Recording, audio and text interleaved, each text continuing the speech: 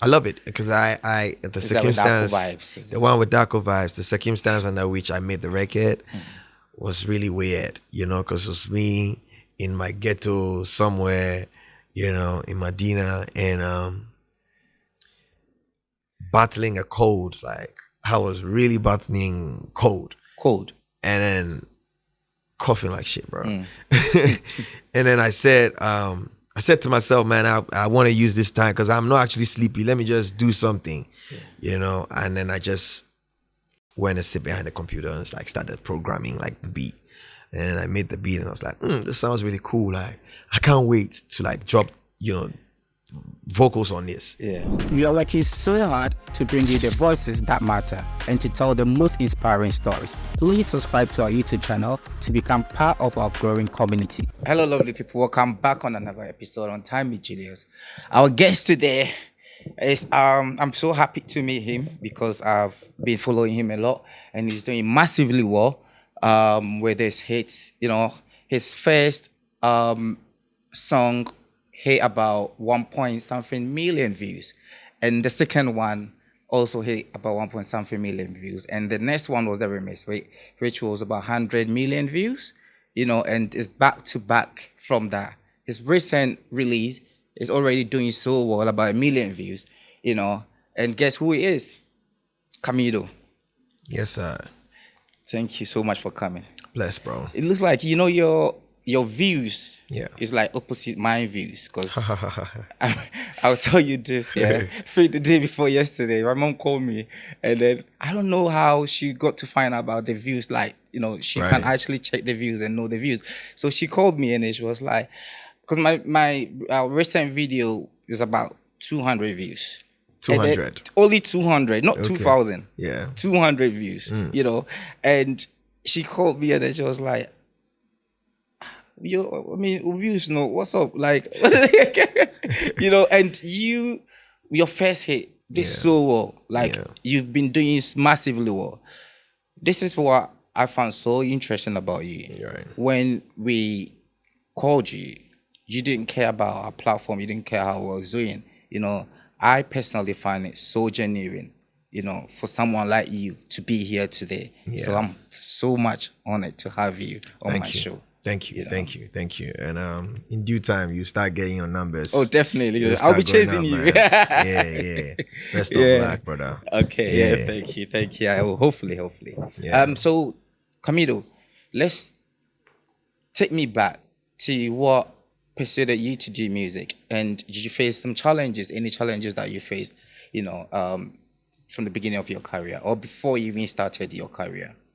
Yeah, definitely. Like nothing really comes, easy. I think I got inspired by Akon. You must have known by now that that's my story basically. Is it a Don't Matter? Yes, Don't Matter pretty much. I began wanting to become like a pilot, and then I was, just a young kid dreaming, and at some point I listened to Akon's records, and I think in an internet cafe.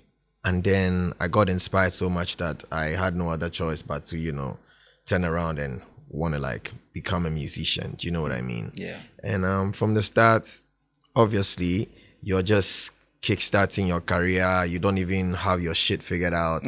You don't even have a team, studio to record, all of that. So definitely we've like encountered a bunch of like roadblocks or even issues here and there. But I guess having a spirit of a winner, it just kept us moving and then brought us this far. Was it something that you followed for a very long time before you got to where you? Yeah. I think would be right after JHS, like when I finished my junior high education. Around that time, that's when I really had the inspiration from like Akon, and I started to like, pursue this shit like actively. Do you know what I mean? So yeah, it would be like a long time, brother. Like got into high school in 2008 to date, and that's a fucking long time. And then you were doing rap, or were you? I was rapping. Rap? I was rapping, bro. I was rapping, and at some point I got inspired by Sarko there. Yeah. When he came on the scene, he was really hot. Definitely. And I just found it fascinating, like a kid or a young man rapping and trying so hard to not like do what other people were doing. I mean, around that time there was Chi rappers a lot. However, like having the vision that we believe he had, rapping in Chi, like sticking to like the local dialect and consistently doing it, that was really inspiring. So that really like inspired me. And for me, my only point was that if I was gonna do music, that I didn't want to be like mediocre. So like I should be able to do some rap, should be able to do some like singing, not like mediocre shit, like act like correct stuff. Do you understand? Yeah. Do that, do a little bit of production, do a little bit of everything, just so like I'm never caught like lacking. Do you understand? So that's basically how the journey has been. I definitely got inspired by Sarkodie, Stoneboy, like literally everyone that came before me. Like I kept close and I was just watching and learning. Yeah. So at what point did you take the singing? Did you, because you were at the beginning you were doing both, right? You were doing the rap and the singing, right? And then at what point did you feel like I need to actually focus on the singing or the Afrobeat that you are doing right now? Yeah.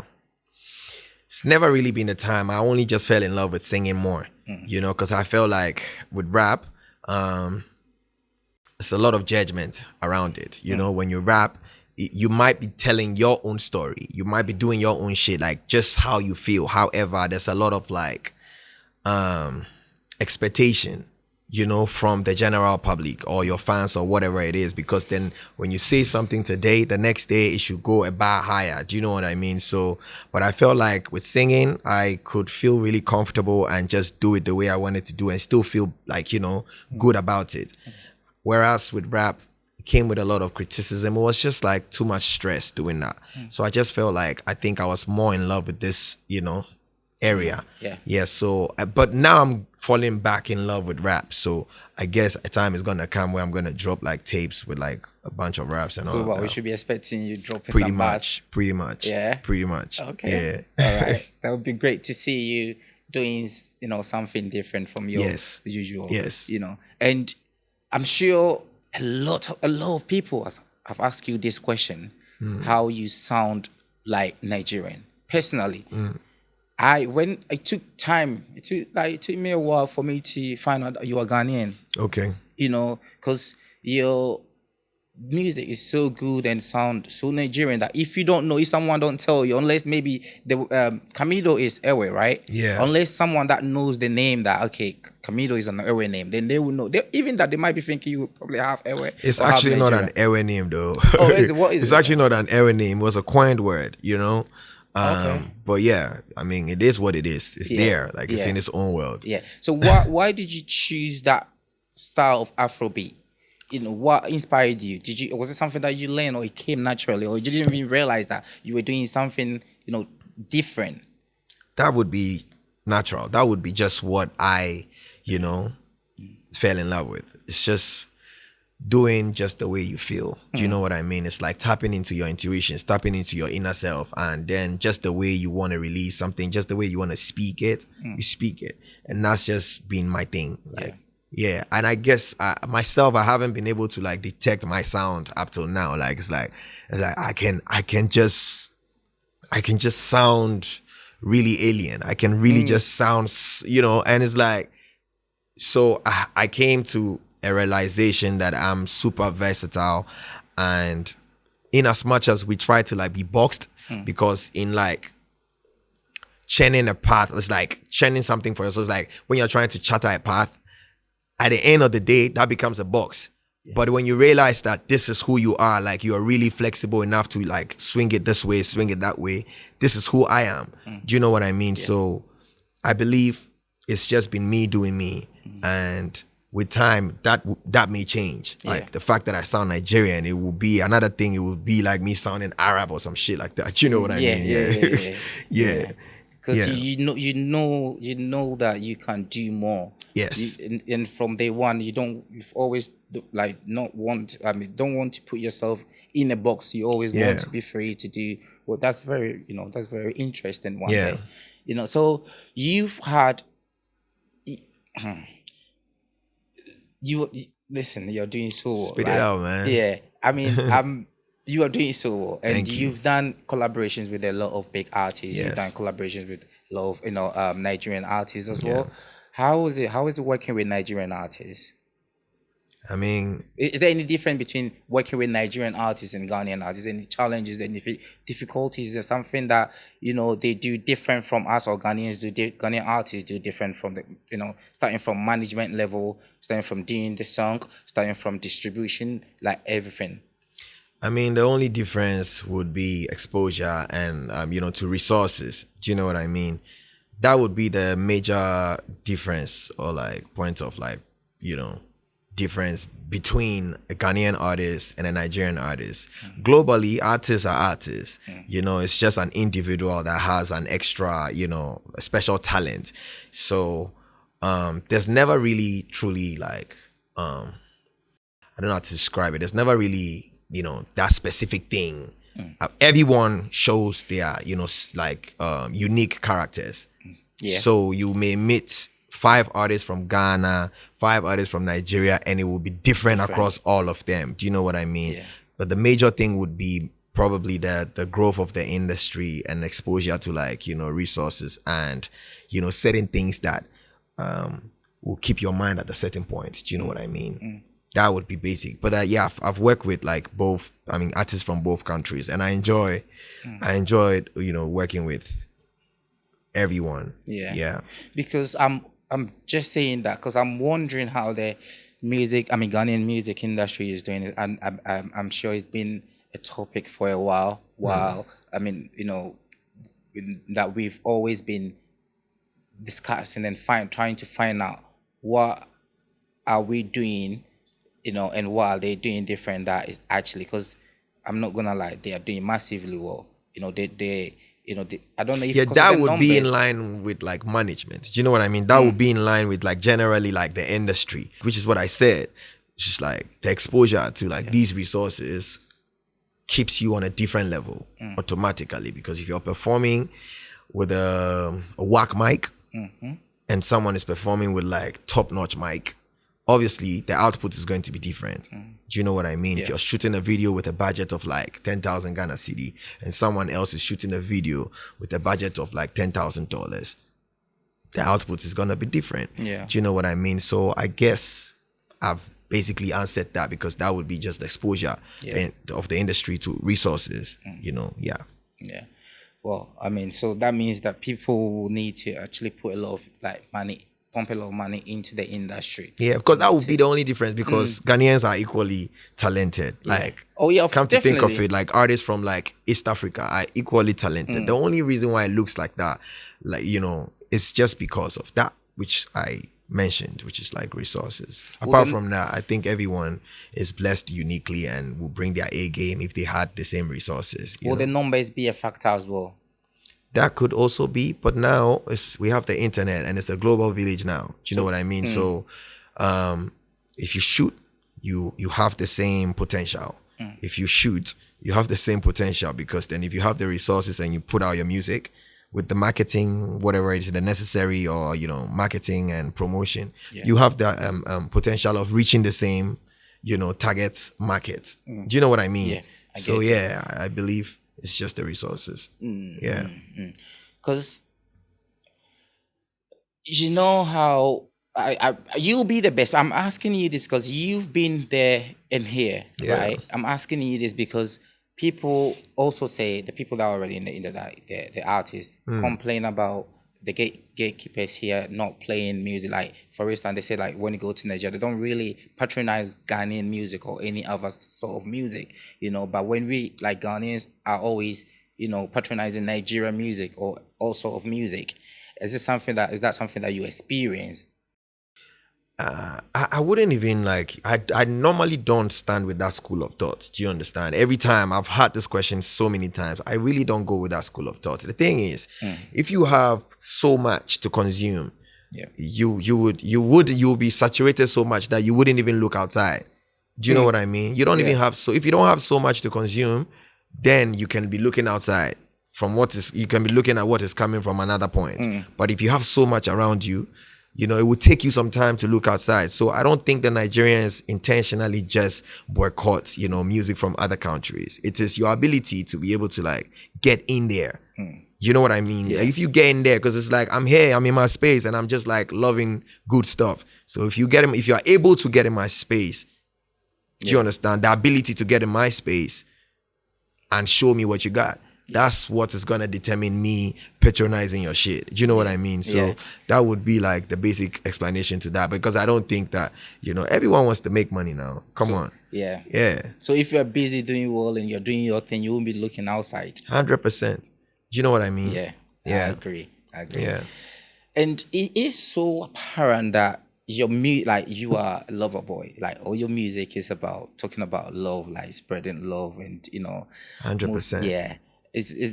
Have you learned something? What is the biggest thing that you've learned about love that, you know, keep you there, you know, that make you want to do more or share the love, you know, songs that you do? I mean, basically it's having the understanding that like nothing really lasts forever. So it's like, if you have something to do, just do it now. It's like, while you have it, enjoy the moment. Do you know what I mean? Like, not necessarily in relationships. I'm talking life, whatever it is. Like, shit don't last forever. So I only try it because, like, my frustration has always been like, I feel like sometimes I sit back and I'm like, I feel like I don't put out music enough. Do you know what I mean? Yeah. I don't put out music because I have so much to share. But I will always want my music to come out a certain way. So it's like I'm hoarding because like I really want to make sure that it comes out a certain way. Yeah. Do you know what I mean? So sometimes I'm just like frustrated. I'm like, come on, man, I just need to get all of these songs out because I feel like I have so much beautiful records, you know, because the time is now. While I still breathe, I might as well just put it out because then tomorrow I may be no more, and when I'm no more, I don't get the chance to do that. You know, so I think that basically that has become like the greatest lesson for me in like my journey, in like my career and even my life. You know, just do what you can do while you know you still can. You know what I'm saying? I feel you, because that's the same thing that we feel as well as a team. You know, because sometimes we also feel like we are not doing enough. We need to be, because sometimes I'll be thinking maybe we should be releasing every day. You know, because we know how much we can do. Do you know what I mean? But we feel like actually we're not doing enough. But sometimes you'll be like, okay, let's wait, see, study the system before you put in another one. Is that something that you do as well? Because every song that you release is a banger. Thank you. Do you study the system? Do you study that, okay, this is the right time to release it? You know, actually, or how does it work? I don't have the time for that. I actually don't. Like, I'm a go-go person, bro. Like, I'm a go-go person because I feel like I just do what I want to do and let the universe do what it wants to do. Do you know what I mean? Like, I would just... Like, my mind is like, just shoot the fucking video and just like put the record out, because at the end of the day, you just want to like inspire these people with your record or what you're saying. So yeah, just package it, you know, because like I read marketing and I understand like the essence of packaging and, you know, branding and, you know, marketing and all of that shit. Very necessary. So that would be my only like the dynamics that I would look out for, you know. Apart from that, like, come on, man, what you waiting for? Just go. You know, just go with the flow. Yeah. Let's talk about your new song, NLF. Yes, sir. Nothing Lasts Forever. Yeah. That's a great song. Thank you, my bro. You know, Thank you. And your songs, dude, they are not similar. It's like everyone is a bit different. You know, what was the inspiration behind it? Inspiration behind NLF would be, you know, being through a certain phase of life and then realizing that, bro, like I said, shit don't last forever. You know what I'm saying? Like, even your family, even the people you have around you, like, it's really and truly not gonna be there forever. It's like a few years ago, like the people that I had around me, like, you know, are not the same people. Like, some are like dead and gone. Do you know what I'm saying? And I don't have the opportunity to like talk to these people again or something like that. But that ultimately it's just you know, around that, knowing that shit don't last forever or nothing lasts forever, and doing the best you can while, you know, you leave. Yeah. That's basically what the record is about. And specifically, I went through a phase of like, you know, I learned that through a relationship breakup. Right. And once I learned that, I decided to like make the record one morning. and the team listened to it. They felt it was cool. So yeah, and then I put it out, went out to the rest of the world, just doing like marketing, promoting the record, and then and recently I decided to do an open verse. Okay. So I did an open verse, and I had like a bunch of people like doing verses, and it was like really dope, you know, like mainstream artists and all of that. So I just thought, you know what, actually, this is an opportunity for you to just like do a remix, because I wasn't really like prepping. I wasn't even ready to like put out another record. So I'm like, why not just shoot, you know, do a remix with these verses, just put them together, do the remix, you know, and I sometimes have a lot of passion for making films, you know, or movies or whatever it is, like videos. So yeah, I said, you know, well, why not just explore that side of my life? So I gave it a shot, called my boys, like pick up the camera and like, let's go shoot. And we made a music video as well. So yeah, that basically would be NLF. And let's talk about your remix. Yeah, you know, for the NFL. NLF. It's quite confusing. Yeah. And NLF. A lot of people make that mistake, but it's understandable. Yeah. Because like NLF is very popular. Okay. See, all the people on the remix are great talent. Yeah. Kevin Boy. And you see, this is what I find very interesting. Kevin Boy needs to come on this show as well. Yeah. You know, we've been talking to him. He needs to come on the Right. show. Kim Paluta, my man, has been here. Okay. You know, Medical needs to be here, because then I'll complain and say he went to the girls podcast. He's But not he didn't coming come to for my- yours. Yeah, exactly. So Medical, you need to be here. I'm waiting for you. Yeah. B-Strap need to be here as well, because we are both Americans as well. So B-Strap, I need you. Everyone on the remix is a great talent. Right. How did you pull them together? How did you know this, that will be Yeah. the perfect people for, you know, for this remix?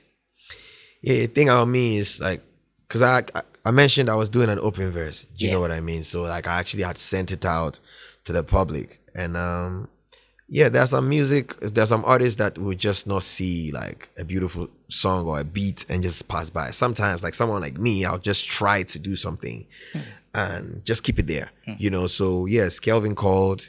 It's like, yo, he had a verse. He played it to me. I was like, this is crazy. Right. You know, B-Strap sent a verse, crazy. Like, Medical sent a verse, crazy. Everyone like's verse was crazy, and all of that, those verses were posted on social media, right? So I was just sitting back and I was like, you know what, actually, let's just do a remix. Let's just put it together, you know, and release it as an official record. Do you know what I mean? And I called Kim Paluta, and he loved the record as well. So yes, he jumped on, and then boom, everyone delivered. Honestly, if I found a verse not interesting to me as an artist, I don't think I'll put it on I did the whole, you know, like I did the whole mix, like arrangements and all of that with like, you know, my guys in the studio and all of that. I would like always be in charge, like be on top of that.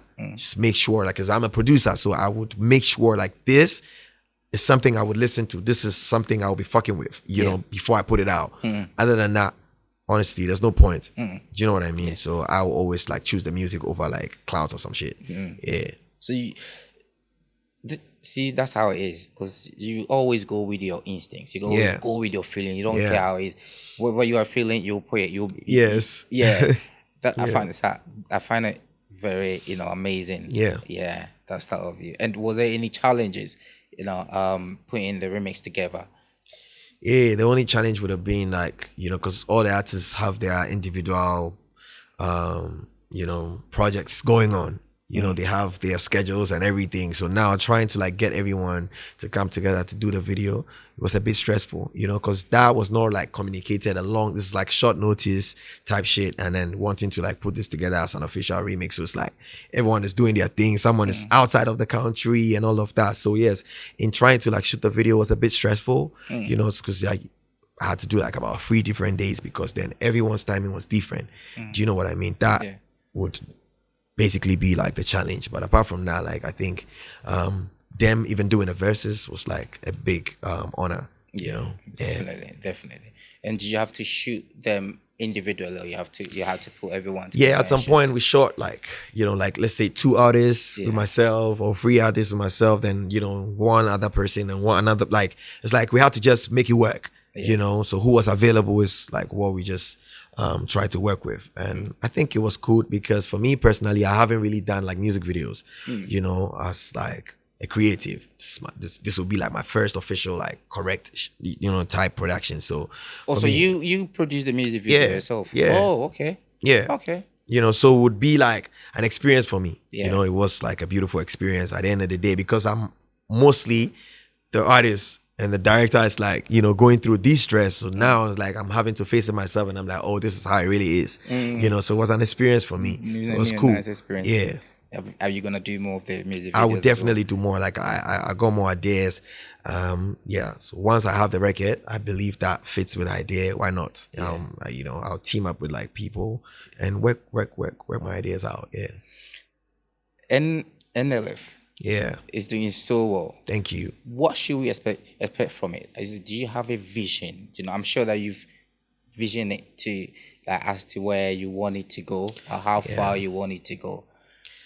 I mean, like, I just want the music to get to the people, inspire the people. Like, I only just want the record to get to the people. That's the ultimate, you know, because you're making it for the people. So if it doesn't get to them, it's like job not well done. Do you know what I mean? Yeah. So for me, it's just the record getting to the people, inspiring the people. And yeah, because I want every record of mine to have an impact on the people. So yeah. Since you started your music, I'm sure you faced a lot of challenges, you know. Do you ever feel like giving up at any point of your life? No, I've never really like been at that point, you know. I've never really been at that point where I wanted to give up. It's really something that gives me life, you know. Gives me life. I mean, you know, it makes me really happy. It puts me there, like space that I want to be. So I never really think it's gonna come a time like that, and I pray that never comes a time like that because I actually love it. But then you have challenges, but then you don't get to a point challenges where will always, you know, be a part of life. Like even if you had all the money in the world, there's always no cap, you're still gonna face some challenges. You know what I mean? Definitely. Yeah, sometimes you have a headache. Yeah. And you can't work or you can't go to the club. It's a challenge. Do you know what I mean? Like, we're always bound to like face challenges. So that coming to like understand that aspect of life, you go past it, you know? Definitely. And you've done a lot of great music, right? Yeah. What is that one song that up until now, whether the new or the old ones, you know, up until now, you hear it and it still feels so deep to you? Would be like my first record coming mainstream. That's For My Lover. I love it because the circumstance, the one with Darko Vibes, the circumstance under which I made the record was really weird, you know, because it was me in my ghetto somewhere, you know, in Medina, and battling a cold. Like, I was really battling cold, and then coughing like shit, bro. And then I said to myself, man, I want to use this time because I'm not actually sleepy. Let me just do something, you know. And then I just went and sit behind the computer and like started programming like the beat. And then I made the beat and I was like, this sounds really cool. Like, I can't wait to like drop, you know, vocals on this. Yeah. And it was like late in the night. And I was like, bro, I might just do this shit now because I don't want to like it's like I love the thing and I can't wait to hear what I would do on it. Do you know what I mean? So it's like just started singing all night. Yeah. Did you have the beat? I made the beat. You made the beat. I literally sat behind the computer and I made the beat. So you made the beat first and then sang it. And then I said, you know what? I'm satisfied that I made the beat, but I'm still not satisfied because I'm like, for it to be laying down there just like that. Yeah. No, I have to something sing on it. So I sang, and that record was very weird because I've been making a lot of records around that time. Right. You know, but that particular record, I remember like a friend of mine came through and was just taking her somewhere, I think bank or somewhere, and when the car just like jamming the record. I was just playing, I was like, listen to what I did, you know, just playing the record, and she started making a video. It's like, oh, this is hard, you know. Yeah. So I posted a video on my Instagram. Then my sound engineer called and was like, yo, what record is that? Is it yours? I'm like, yeah, it's mine. It's like, come on, bring it home. I need to mix and master. You know what I'm saying? Like, it just was something random that I thought I was doing with my time, like bottom. So it's like that. Because music making mostly be like therapy for me. Yeah. I would just sing to just put myself in a better mood. You know, so for me, that was just one of the things I would do with my leisure time or like free time. And then that became like the record everyone started gravitating towards. It's like, everyone is calling me, this song is nice, so the song is nice, so, you know. Yeah. And then it's like, me and my boys just decided to like, you know, move on. Like, let's put a record out, let's do a feature, whatever it is. Like, it happened in the weirdest way, you know. And so it's like, it's the record I cannot trace. Like, I can't trace how I made it. Yeah. You know, so it's like my randoms become like big shit for me.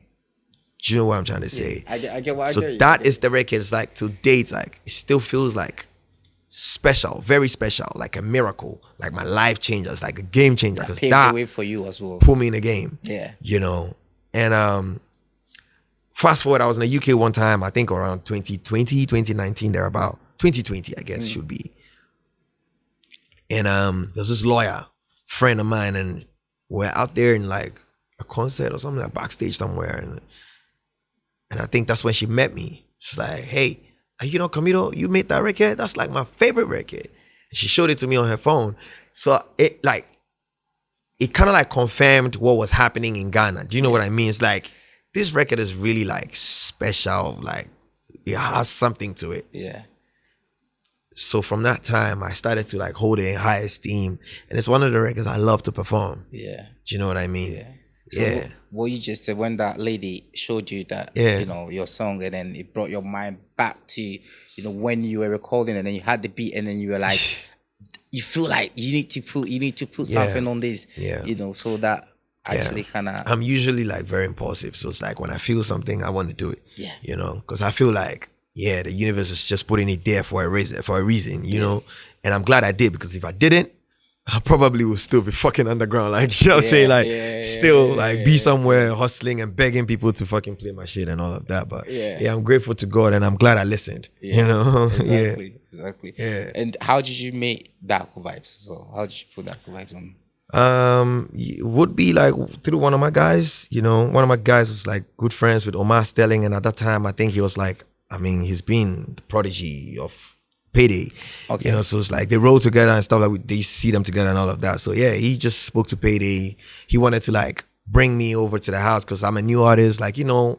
one of those introductions. Let's go see this OG and probably have some like wise words for you, you know. And over there, we just asked, you know, to like have Darko Vibes. I mean, they asked my friends, like they thought that, you know, Darko Vibes would do well on the record. Like, I didn't know shit, bro.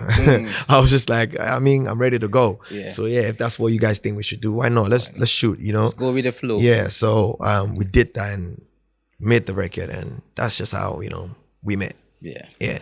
Okay. Right. So you know how you do, like, your songs are so sweet, and you know, you get it.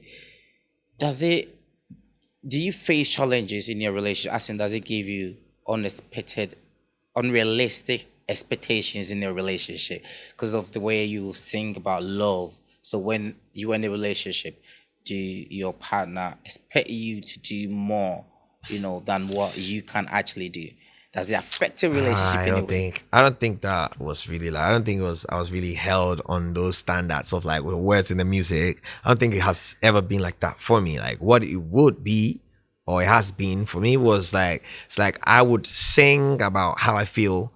So it's like your partner is listening to this particular song. It's like, so did you really feel like that? Or is that how you feel? Or, you know, what did I do that made you feel this way, that you made this record? Because she knows, like, you know, she knew that at that time, it's like, I will always say real shit. Yeah. You know, mostly. Yeah. So like they'll ask you, it's like, this thing that you said in this song, like, did you do something with somebody like this? Yeah. Or is it me? Or is it me? Or, you know, were you talking to me? Or like, what's up? To explain yourself. Exactly. But I think it's the beauty of it. Like, at the end of the day, people knowing your potentials and knowing that you would be able to actually make like beautiful piece out of something that you've experienced, so I just found it really fascinating. Yeah. Oh god, interesting. Because sometimes I always ask myself, because your music is, I would say, is a personal experience. Yeah. You know what I mean? And when listening to your music, you understand, like, it's like you have to put yourself in the music, and then it will make so much sense to you. Yeah. All your music is like you're doing so well. Thank you. So which one of my songs would be like your favorite? Sugarcane? Yeah. Okay, that's because it's like the biggest, right? No, because I love that. Even before I heard the remix, I would say that's my that's what made it hit it for you. Thank you. Then later, I found out that you did Loverboy. Yeah, for my lover. For love, I didn't know. I love that song. All this time, I thought it was Nigerian that. Yeah. Like, a couple people did too. You're doing so. Thank you, and the fact that you can also switch your style, you can do other things, and and now you want to get into like movies and start shooting your own videos as well. Is there any projects coming up? I mean, truth be told, like I made an album. And I wanted to put it out for the close of the year, but it's like I feel like it's not gonna happen, so I'm just prepping to like go back into the studio and like do a camp again and do another album, like make another album. I probably would just put out that shit like a mixtape and put that out and just have a good time. I'm trying to really just leave. It's like before I used to be so go type of person, but it's like now I'm like, okay, cool, let me just take some time, and breathe and make a new album. It's like I will have an album or have a record, and it's like after some time there definitely comes like a time when I get out of it. I'm like, I'm not feeling anymore. It's like people's like, oh, this is, I'm like, nah, I'm not feeling anymore. It's like, just let it slide. You know what I'm saying? Yeah, it's like that sometimes. Okay. Paradox of like value, you know what I mean? Yeah, I understand. So you've got an album coming up, or it's on hold now? Yeah, I put it on hold. Honestly, I put it on hold, and I was like, you know what? Why is it because you want to see how this is doing? Because like the timing, I wanted it to come at the same time, and then like due to like reasons like beyond my control and stuff like that, I'm like, okay, I can't put this shit out now. So now I'm listening to the record, I'm like, nah, I want to do another one, I want to do another one. So I'm gonna. But my friend was telling me, I was like, don't scrap it. Let's just put it out as a mixtape. I'm like, oh, actually, yes, I can just put it out as a mixtape. So I probably would just put out a body of work, like a mixtape, and then probably next year I'll do an album. Like I'll start like the journey, like the album journey type shit. Yeah. So in a short sentence, basically, you're trying to tell us that you're not giving us anything else for Christmas. I mean, like you never know. Like that's the thing. I may not. Like I can't promise you anything, but I may not. But like one thing I know is like when I put out some shit, it's gonna be hard as fuck. Like it's gonna be, I'm never like I trust it. I'm not gonna drop no mediocre type like music. So definitely like whatever. Like when the time is up, I'm the first to shout it. Like when I know I'm about to drop music, like no one else forces me to like tell the world. I'm like, it's coming. You know what I'm saying? Yeah. And then when it comes, it's fire. Yeah, definitely. It's fire. Definitely. Camidoh, so how do you handle your PR? I'm very particular about the things that come out, And not to say I like there's so much that I don't want. Like I'm just very particular how, because it's like studying marketing, I've understood the essence of like, the brand image, and the kind of things that, are said about the brand. Like, because it's like public perception is very important. Because once people think a certain way about a brand, if they think it's actually shit, it stays shit for a long time. You know what I'm saying? Within me, I really don't like, I used to be, but I really don't care like what people think. But I can't stick to that. because I'm a brand. So I have to care. Yeah. So I do care, like, making sure that like I don't really step on the, live wires, just so, shit that doesn't have to be out there, like, coming out there. So it's just being diligent with it, like, and being very watchful of like whatever it is that I do. Because nowadays, like, phones are just out every time. So it's like anything I talk can be said, and then it's like pops out in the public and all of that shit. So I'm really like, I try, man. I try. I'm not God. Do you understand? Like, I try. Yeah, I just try. Yeah. See, what I got from this conversation now, right, is it's not just about doing quality music. Yeah. You do quality music and you put so much effort, in distributing it or marketing it. That, because people feel like once you do the good music, it should sell. Yeah. But it's not really about just that. Yeah, I've you never need really the good believed in music. that. Yeah. But you need the marketing as well. Yeah. It's like branding. Yeah. And I can see like branding is very, very, very, very important to you. Yeah. And that's playing a major role, Yeah. in your career. Yeah. And how is fame going though? Fame? Yeah. How are you handling it? Man, fame is crazy, bro. Should we that we're not famous yet? Should we just stay where we are, or we should try and be there as well? How is it? I think it's a beautiful thing. I think that fame is beautiful because then, it's I find it really beautiful that I go somewhere and it's like people are excited to see me. I actually think it's a blessing. I actually find it divine for like people to cry or shed tears or like be filled with a lot of like excitement and joy to see a human being. Yeah, Because I get what you mean. truly, I'm just a human being. Do you know what I mean? So that is super divine, and I believe clout is when you force it. Fame is when it's given to you. Do you know what I mean? Yeah. Yeah. So I only try to like stay within the confines of my blessings and allow God to just multiply it and run it. Yeah. And then you mentioned that earlier, as in phones and stuff are, very, very, everyone's phone is ready. Yeah. It's Camidoh as well. Yeah. Are you careful, what you do, what you say out there, do you get worried? Are you really free, to be, like, say, like 10 years ago, the things that you would do right now, would you do it, or you care about your brand? I mean, like, I feel like it's also cool when you have like a free soul type of brand, because like this person is really free, like there's really no like restrictions, because then that is really and truly mental. It's like a mental picture or like bondage placed on yourself.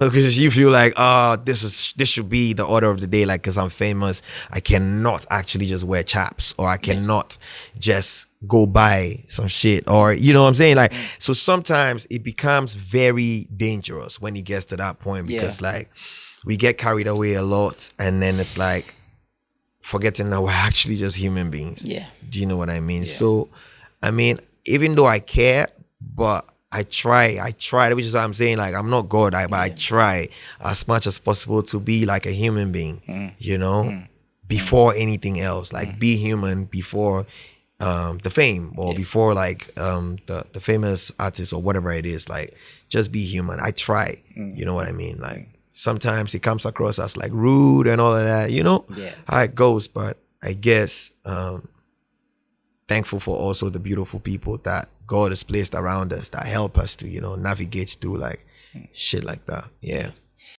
I ask you this because I've got my last video was 200 views, and they just put in Hacho. Ifufu. Even me, sometimes I'm eating, I'm thinking, is anyone recognizing me? I'm looking around thinking. That used to be, man. Like, that used to be, man. And I'm only on 200 views back. You know what I mean? So I'm just imagine how you feel walking around. You know what I mean? It used to be like, I used to like really be in my head so much. It's like, oh my God, I hope, someone is like, oh, I don't look too good. Or maybe I hope someone is not taking a picture of this. And, but like I said, like, it's beautiful when you have a free mind and a free soul type, thing. So for me, now I'm just easing it, like, you know? Yeah. Yeah, because I'm here, like, I put myself here, so it's fine. Whatever happens, happens, so long as it's not really an abusive situation. Yeah. It's not tampering on anyone else's freedom or happiness. I'm good to go. Yeah. Yeah. Great. So we are in an election year. Yeah. What's your message for the youth? It's kind of like weird, though. It's kind of like weird, right? I saw, I think, One Love or someone tweeted some shit like that sometime. It was like, there's no advice to you. If you want to give up, just give up. If you want to do this, just do it. But I mean, basically, I would just say, take care of yourself. You know how, this shit can be. Just be easy with yourself and love one another. Remember, like, we cannot run a country. One man cannot run the whole country. Yeah. We need each other, and it's like a value chain. We fucking need each other, to coexist or to live or, to survive. So do well to just, if it's when it's time for election, if you're not 18, you don't have anything to do and do other centers. Do you know what I mean? You just stay home and watch on TV or like, and if you're 18 and above, just go there and vote and, and leave. There's no point in like the argument and all of that it could be, so try as much as possible to just be each other's keeper and be safe, man. Drive safe and love the people that you love in the most healthy way possible. And stay blessed, man. Yeah. Are you gonna do any political? Should we expect any political party song I doubt from it. you? I doubt it. No. You don't wanna. Never say never. Never say never, man. Like, but I'm just saying, like, I don't think I have plans for that right now. Yeah. It's not. Yeah. But then, would you perform for any political party? Yeah, why not? Yeah. Okay. All right. Is there anything that you want to say that I didn't give you the opportunity to say? Nah, bro. It's just, me coming and then you having a good time with me. You know what I'm saying? Like asking me what you feel like you want to have a conversation about. So I think it's cool. Like I'm good. Yeah. I'm good. Yeah, for real. Yeah, and I'm so grateful for having you as well. Love, it means man. a lot to me. Love. You know what I mean? You showed, you showed me some generosity here, which I will carry with me. Thank you, for the bro. rest of my life. Love, thank you bro. so much. Thank you so much. And thank you everyone for watching. Thank you guys. See you next time.